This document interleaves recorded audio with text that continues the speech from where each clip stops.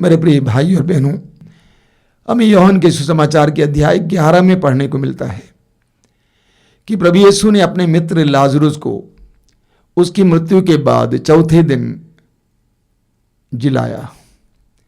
यूहन्ना के सुसमाचार के अध्याय 11 में पढ़ते हैं कि प्रभु यीशु लाजरुस के कब्र के सामने आ जाते हैं। वचन में लिखा हुआ है कि प्रभु यीशु स्वयं रोए, यानी उन्होंने स्वयं अपने मित्र के प्रति जो प्रेम है उसको व्यक्त किया। उसके बाद वचन में लिखा हुआ है कि प्रभु यीशु ने ऊंची आवाज से लाजरुस को पुकारा, लाजरुस बाहर आ जाओ, और लाजरुस के उस सड़े हुए शरीर के अंदर जीवन आ जाता है। उसकी नसें फिर एक बार सीधी हो जाती हैं, उसका संपूर्ण शरीर ताजा बन जाता है, वो उठ खड़ा हो जाता है। लेकिन आगे हम पढ़ते हैं कि वो कपड़े के पट्टियों से बंधा हुआ था और इसीलिए चल फिर नहीं पाता था, अपने हाथ को हिला नहीं पाता था, बोल नहीं पाता था।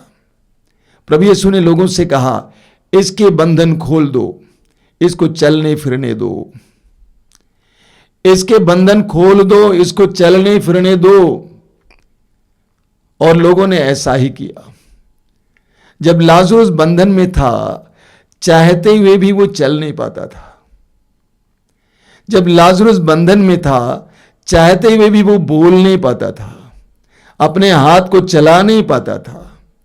इस दुनिया में बहुत सारे विश्वासी और लोग इसी तरह हैं। वे चलना चाहते हैं लेकिन चल नहीं पाते हैं। वे तरक्की करना चाहते हैं लेकिन कर नहीं पाते हैं। वे बोलना चाहते हैं लेकिन बोल नहीं पाते हैं। उनके जीवन में बहुत सारी आशीषें चाहते हैं लेकिन होता नहीं है। अपनी वासना पर काबू पाना चाहते हैं लेकिन हो नहीं पाता है, क्योंकि वे बंधनों में हैं। प्रभु यीशु इस संसार में मनुष्यों को बंधनों से आजाद करने के लिए आए हैं।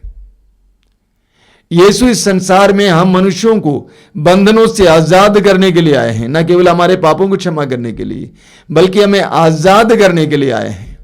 इसीलिए लूकास के सुसमाचार के अध्याय 8:4 उसके वाक्य 18 और 19 में प्रभु यीशु अपनी घोषणा में कहते हैं कि पवित्र आत्मा ने मुझे अभिषेक दिया है, जिससे मैं बंदियों को मुक्ति का संदेश सुनाऊं, बंदियों को मुक्ति का संदेश सुनाऊं। हम मत्ती के सुसमाचार के अध्याय 9 में पढ़ते हैं, उसके वाक्य 32 और 33 में बहुत सुंदर उदाहरण है।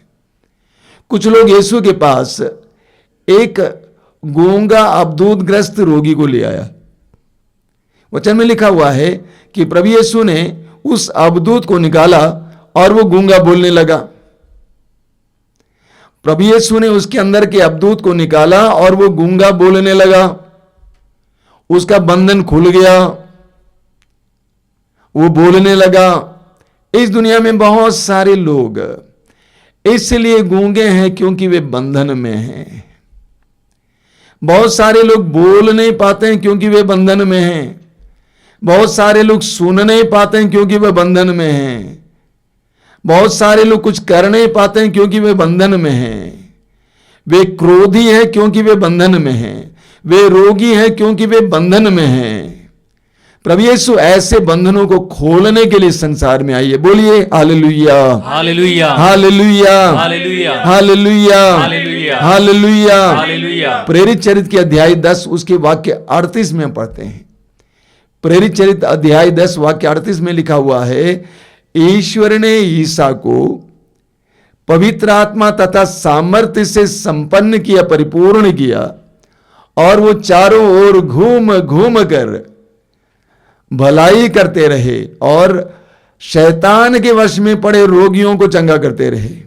वचन में क्या लिखा हुआ है? ईश्वर ने ईसा को पवित्र आत्मा तथा सामर्थ्य से परिपूर्ण किया और वो चारों ओर घूम घूम कर भलाई करते रहे और शैतान के वश में पड़े रोगियों को चंगा करते रहे। बहुत सारे रोगी शैतान के वश में पड़ने के कारण रोगी हैं, बंधनों में पड़ने के कारण रोगी हैं। प्रभु यीशु ऐसे रोगियों को बंधनों से आजाद करने के लिए आए हैं। आप उदाहरण लीजिए, लूकास का सुसमाचार अध्याय 5 और यूहन्ना अध्याय 5 में उन अर्धांग रोगियों का उदाहरण लीजिए। उन अर्धांग रोगियों को चंगा करने से पहले प्रभु यीशु ने उनके पापों को क्षमा किया। वे पाप के बंधन में थे। जब वे पाप के बंधन से छुटकारा पाए तो वो स्वाभाविक रूप से, शारीरिक रूप से भी चंगाई पाए। बोलिए हालेलुया, हालेलुया, हालेलुया। हमें मार्कुस के सुसमाचार के अध्याय 5 में एक जबरदस्त उदाहरण मिलता है। आपने बार बार सुना है एक ऐसे व्यक्ति के बारे में जो अबदूतों के वश में था। वचन में क्या लिखा हुआ है? वो मकबरों में रहा करता था। वो मकबरों में रहा करता था। कोई उसे जंजीर से भी नहीं बांध पाता था, क्योंकि वो बारंबार बेड़ियों और जंजीरों से बांधा गया था। किंतु उसने जंजीरों को तोड़ डाला और बेड़ियों को टुकड़े टुकड़े कर दिया था। उसे कोई भी वश में नहीं रख पाता था। वो दिन रात निरंतर मकबरों में और पहाड़ों पर चिल्लाता और पत्थरों से अपने आप को घायल करता था। एक मनुष्य का वर्णन आपने सुना, कितना भयानक मनुष्य है। वह मकबरों में रहा करता था। कि आप कभी मकबरों में रह सकते हैं? कब्रिस्तान में रह पाएंगे? रात के समय जा पाएंगे? वह मनुष्य मकबरों में रहता था। उसके बारे में लिखा हुआ है कोई भी उसे अपने वश में नहीं कर पाता था। वो बेड़ियों को टुकड़ा टुकड़ा कर देता था, जंजीरों को तोड़ देता था,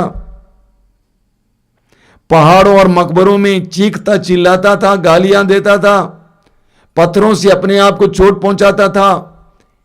एक कितना ही खतरनाक इंसान। ईश्वर की संतान को अबदूतों ने क्या बना दिया था। वो चाहते हुए भी कुछ नहीं कर पाता था। He could not do otherwise. वो उसके विरुद्ध नहीं कर पाता था। वो चाहते हुए भी अलग ढंग से काम कर नहीं कर पाता था। इस दुनिया में बहुत सारे लोगों की दशा ऐसी है।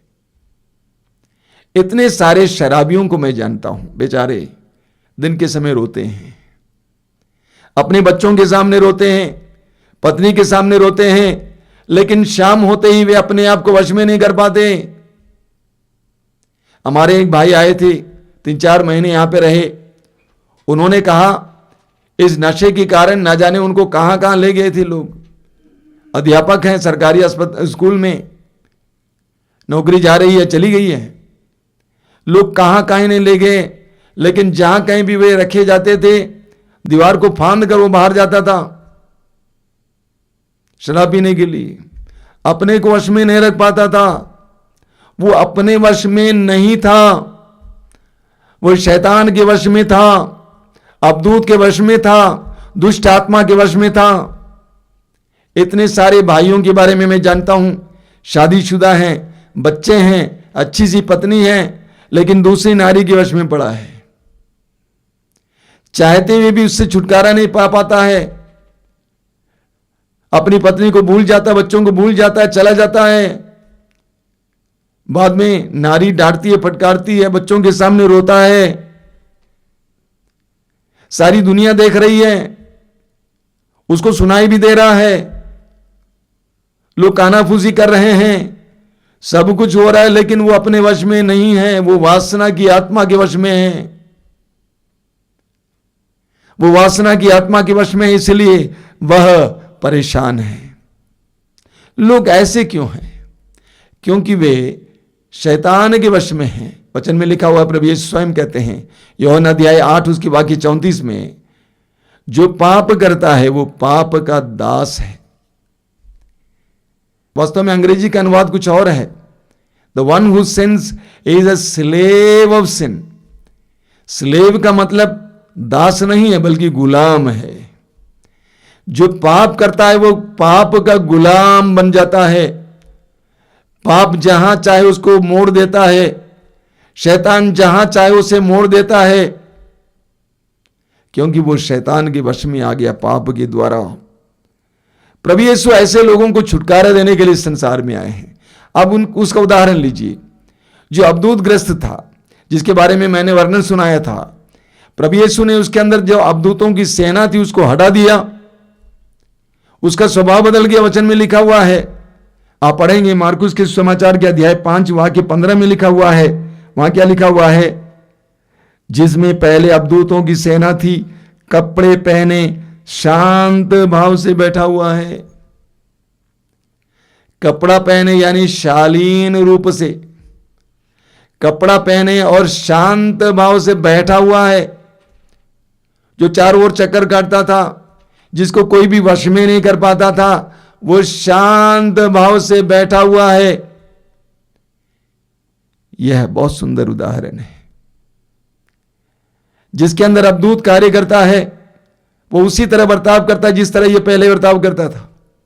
लेकिन जब प्रभु यीशु उसको छुटकारा देता है, उसके बाद वो पूरी तरह से स्वतंत्र हो जाता है, शांत हो जाता है, शालीन हो जाता है, बैठ जाता है। बाद में आप सुसमाचार में पढ़ेंगे, वो यीशु से कहता है कि मुझे आपके साथ चलने दीजिए, मैं आपके साथ रहना चाहता हूं।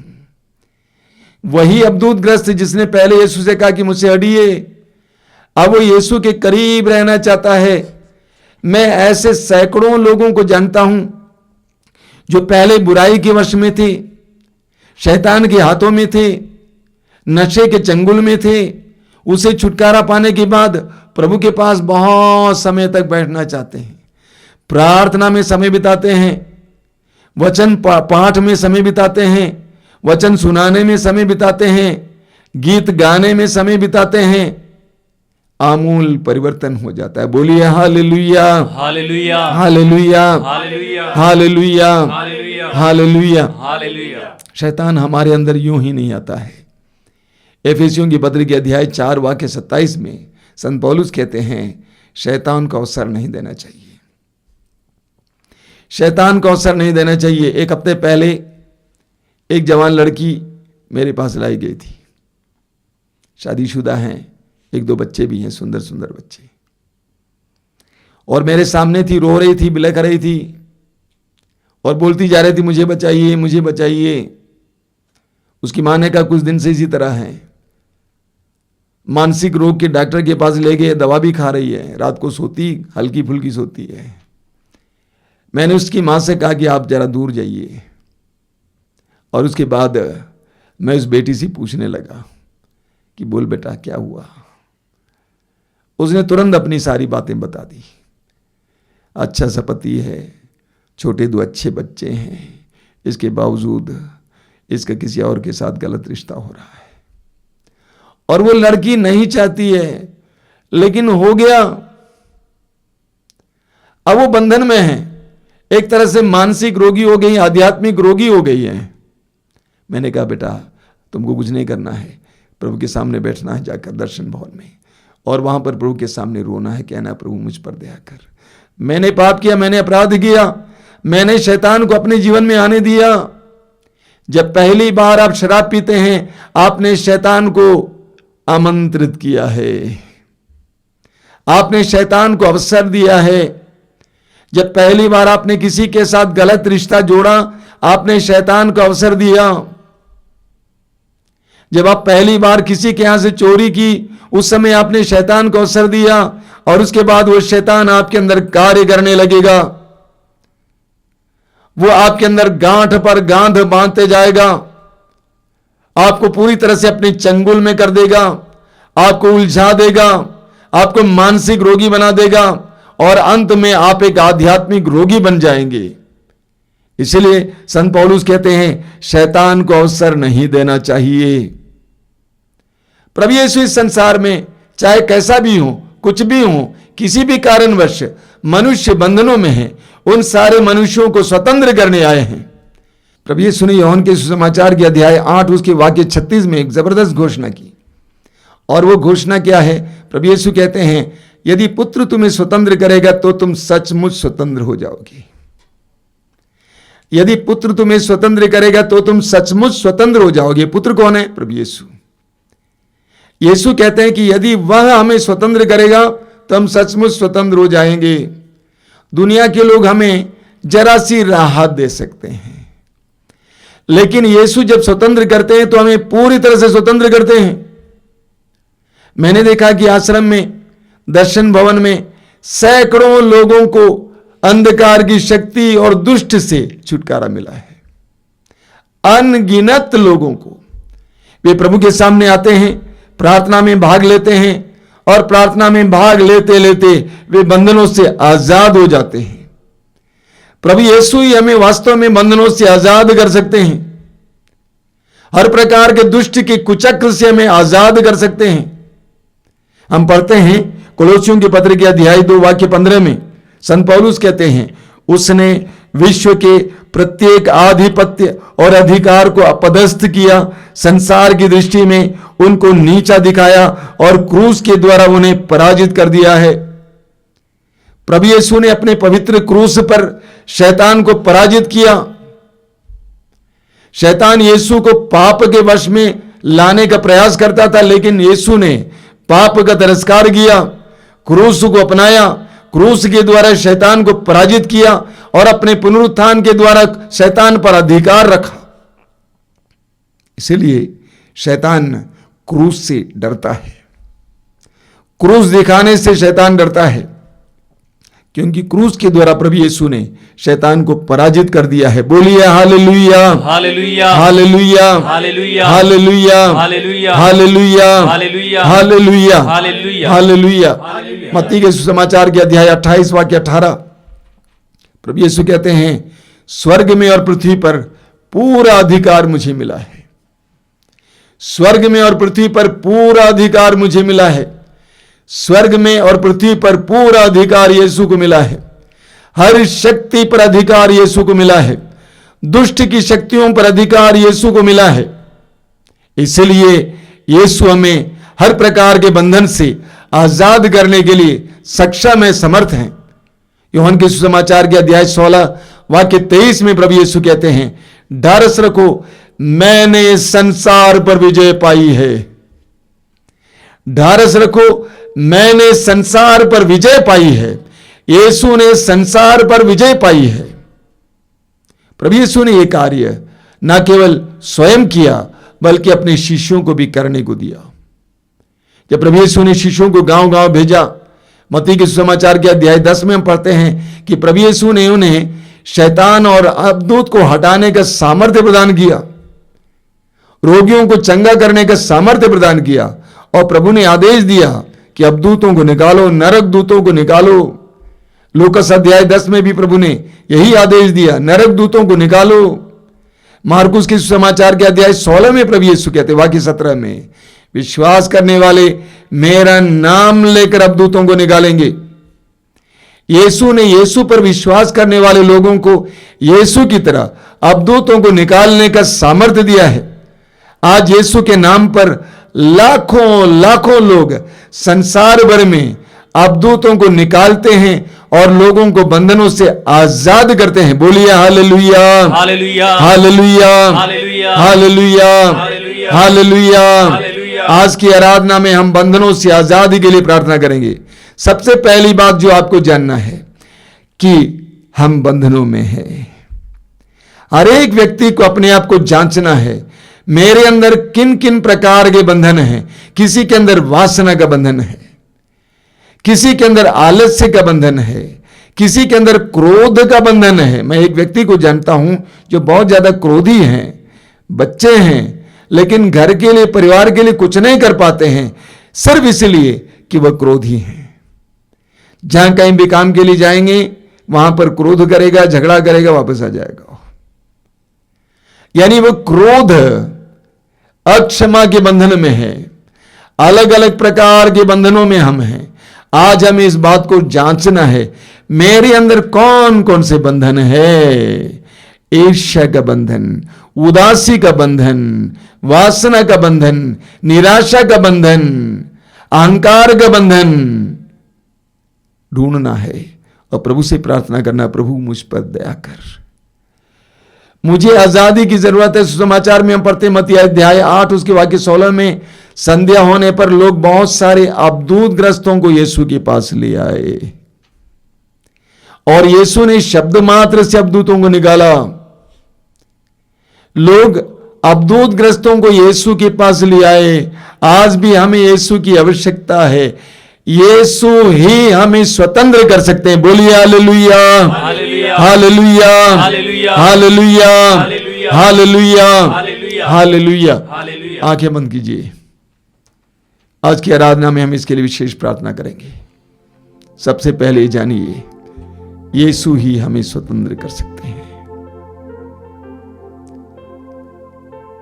हम बंधनों में हैं, अलग अलग प्रकार के बंधनों में हैं। इन बंधनों से यीशु ही हमें स्वतंत्र कर सकते हैं। इन बंधनों से एक मुक्तिदाता ही हमें स्वतंत्र कर सकते हैं। प्रभु यीशु ने कहा, पवित्र आत्मा ने मुझे अभिषेक दिया है जिससे मैं बंदियों को मुक्ति का संदेश सुनाऊं। वचन में लिखा हुआ है कि प्रभु यीशु को पवित्र आत्मा तथा सामर्थ्य प्राप्त हुआ और वो शैतान के वश में पड़े रोगियों को चंगा करता रहा।